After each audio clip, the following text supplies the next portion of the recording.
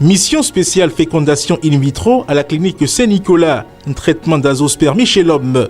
Procréation médicalement assistée pour les femmes âgées de 43 à 55 ans et qui désirent avoir un enfant. Tout cela est possible chez nous. Enregistrez-vous dès maintenant à la clinique Saint-Nicolas située à Porte-Novo, quartier Agbokou à 100 mètres du terrain de football. Contact plus 229 95 96 72 97 96 95 69 50 96 11 24 81.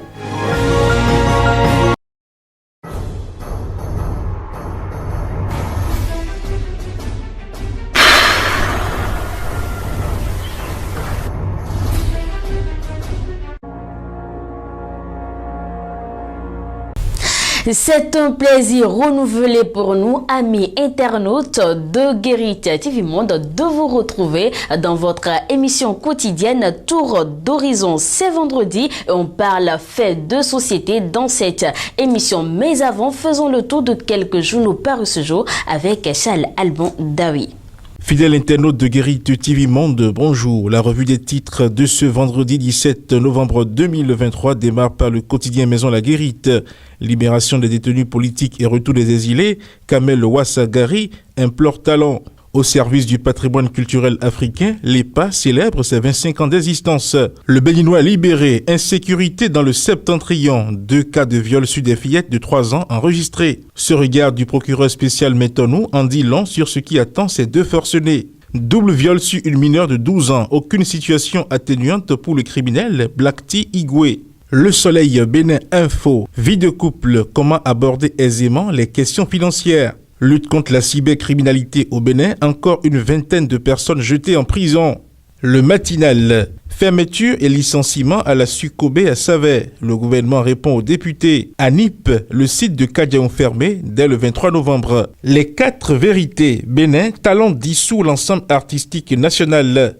Accusée pour vente de biens de succession, une veuve poursuivie en justice par le fils de son défunt mari. Dabarou, en détention depuis la présidentielle de 2021, ses étudiants demandent pardon à Talon pour leur libération. Par à coup, le journaliste Andemi Issa de Déman Radio n'est plus.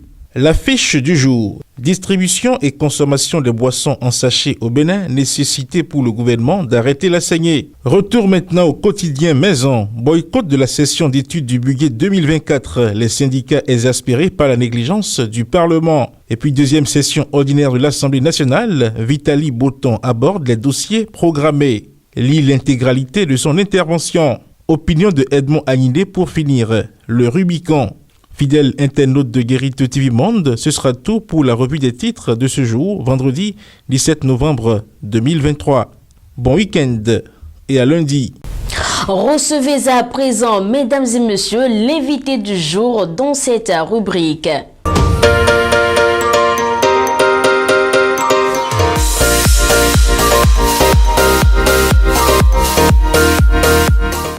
Quand on parle de l'obésité, c'est l'accumulation excessive des kilocalories, c'est-à-dire des graisses dans le tissu adipeux. Ça se manifeste de plusieurs manières.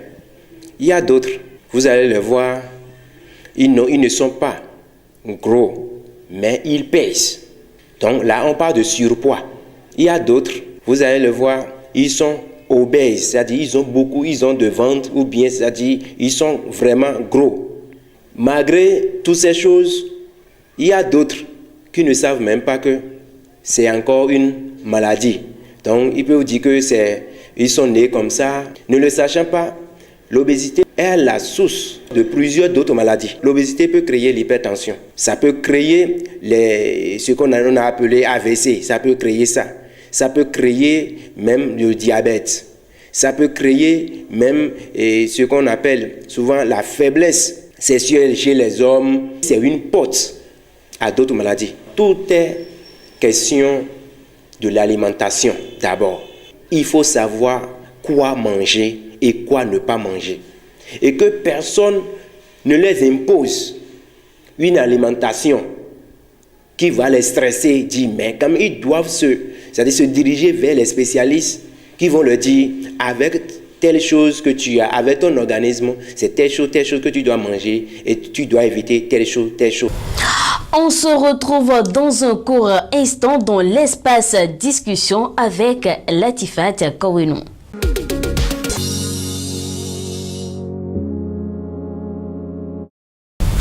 On parle d'un sujet encore plus intéressant dans le forum de discussion de ce jour avec Latifat Kawenou. Latifat Kawenou, bonjour. Bonjour Evelyne Dossou. Latifat Kawenou, rompre une relation en plein accord avec son partenaire, est-ce un acte d'irresponsabilité?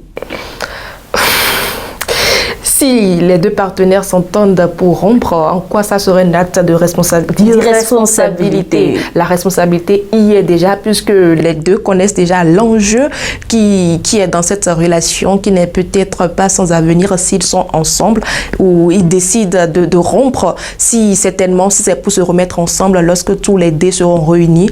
Là, à eux de décider, mais du moment que les deux s'entendent déjà sur ce qui doit être fait, sur le devenir, sur l'avenir de la relation, c'est déjà un acte de responsabilité, c'est-à-dire que les deux sont conscients de ce qu'ils veulent, ils sont conscients du fait qu'il y a vraiment quelque chose qui manque dans la relation et qu'ensemble, ils ne peuvent peut-être pas y arriver, que le mieux c'est peut-être de rompre pour le moment. Donc toute la responsabilité y est, parce que quand vous avez un mental d'acier, il y a des choses qu'on ne se permet pas, parce qu'il y a parfois il y a des couples, il faut pas se voiler la face, il y a des couples où ça où tout ne marche pas forcément. Quand ce n'est pas l'argent qui manque,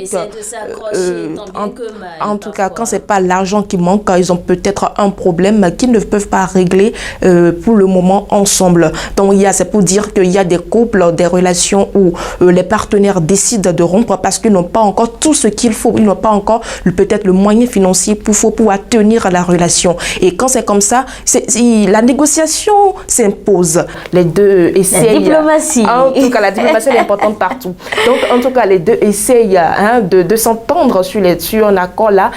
Si c'est les moyens qui manquent, ils peuvent se dire comme voilà, ensemble, on n'arrive pas à joindre les deux bouts. Donc, vu qu'on n'a pas encore les moyens de prendre en charge notre relation, puisque quand on est ensemble, on ne se met pas ensemble juste pour le beau visage de l'autre. Non, il y a nécessairement des relations de proximité, d'intimité qui entrent en jeu. Donc, quand vous ne vous voyez pas en mesure de prendre en charge les responsabilités, les conséquences qui vont découler de cette relation, c'est préférable de vous séparer pour le moment, pour que chacun essaye de se chercher de son côté, puisque il y en a, quand ils sont ensemble, ils n'arrivent pas à se démerder, à réaliser. Si vous êtes ensemble et que vous n'arrivez pas encore à vous prendre en charge, comment pouvez-vous prendre la responsabilité d'une autre personne en charge? Donc là, ils essayent de négocier, de s'entendre. Il n'y a pas, j'y viens. Donc ils essayent de s'entendre et ils dissouent d'abord la relation. Comme vous le dites, il n'y a pas seulement que le côté financier, il y a des couples où les partenaires n'arrivent pas à concevoir. Il y a le problème de fécondité. Donc quand le problème survient comme ça, les deux s'entendent. Si le mari est en quête d'enfant, mais c'est la femme qui est en quête d'enfant, ils peuvent dire que voilà la relation dans laquelle nous sommes, on n'arrive pas à procréer. Moi, je veux des enfants. Et soit la femme accepte que l'homme aille voir ailleurs, ou soit ils se séparent. Il se sépare d'abord le temps que l'autre fait sa vie, parce que l'amour y est déjà, donc mais il y a quelque chose qui manque dans la relation. Donc par accord, les deux décident, la femme peut s'entendre avec son mari, tout comme le mari peut s'entendre avec sa femme, pour que l'autre trouve son bonheur ailleurs. Donc cela, c'est bien possible. Donc les deux conjoints essayent de s'entendre, ils essayent de discuter. Comme vous n'aimez pas le mot négociation, ils essayent de négocier ensemble.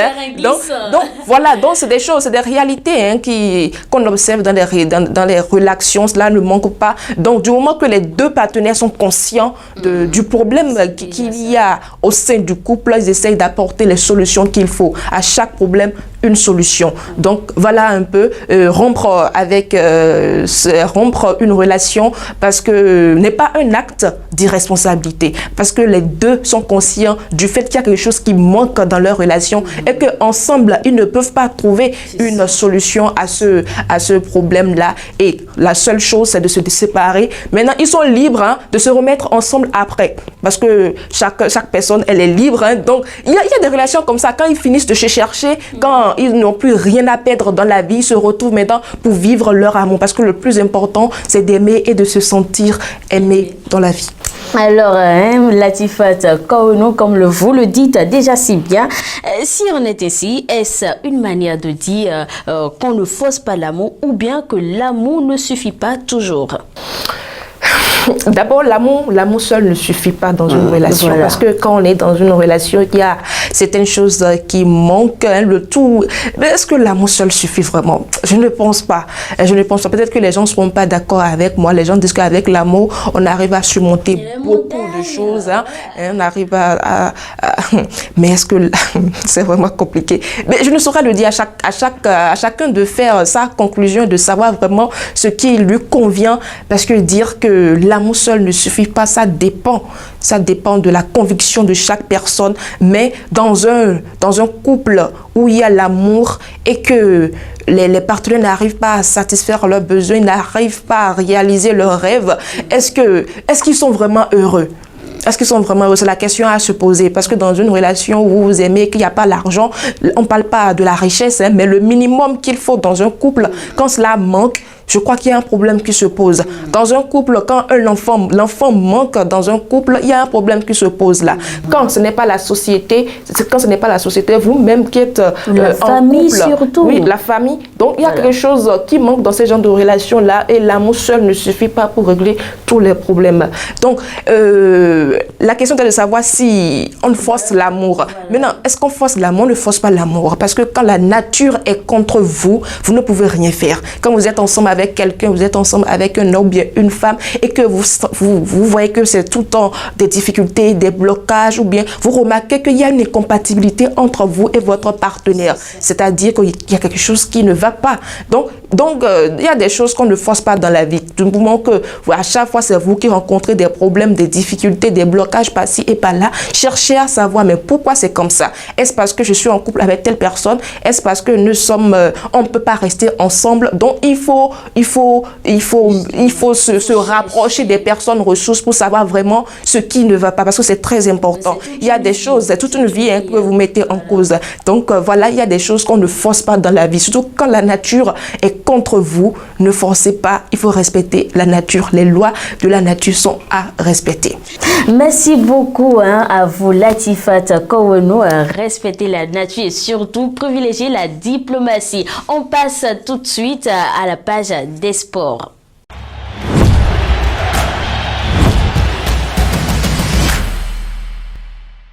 Le Nigeria est accroché avec un score nul d'un but ce jeudi soir par le Lesotho des éliminatoires de la Coupe du Monde 2026.